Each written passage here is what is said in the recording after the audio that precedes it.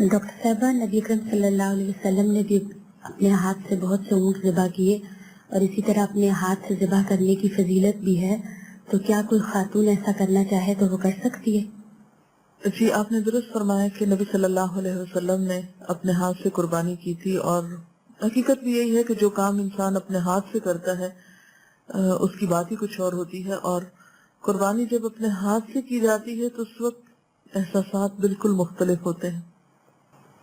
देखकर भी इंसान के अंदर मुख्तलिफ तरह के जज्बात होते हैं, लेकिन अगर अपने हाथ से की जाए तो और ज्यादा गहरे एहसासात होते हैं।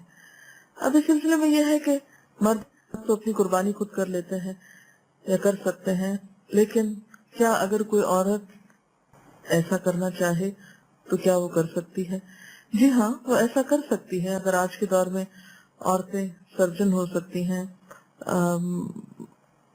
बड़े बड़े ऑपरेशन कर सकती हैं, तो एक जानवर क्यों नहीं ज़िबा कर सकती? लेकिन ऑब्वियसली हर औरत की इस्तिताअत नहीं होती या हर औरत में ऐसी हिम्मत नहीं होती। लेकिन जहाँ तक जवाज का ताल्लुक है तो इस सिलसिले में हमें एक रिवायत मिलती है जिसकी सनद भी सही है, हजरत अबू मूसा के बारे में, कि वो अपनी बेटियों को हुक्म देते थे कि वो अपनी कुर्बानियां खुद अपने हाथों से करें।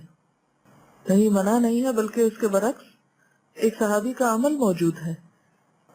और वैसे भी हम देखते हैं कि अहले इल्म का ख्याल यही है कि अगर इंसान खुद ना भी कर सके तो कम से कम कुर्बानी के वक्त पास रहे। लेकिन अगर किसी मजबूरी की वजह से कुर्बानी किसी ऐसी जगह हो रही है कि आप जा नहीं सकते या देख नहीं सकते या पास खड़े नहीं हो सकते, तो उसमें भी हर्ज नहीं है, कुर्बानी तो हो जाएगी।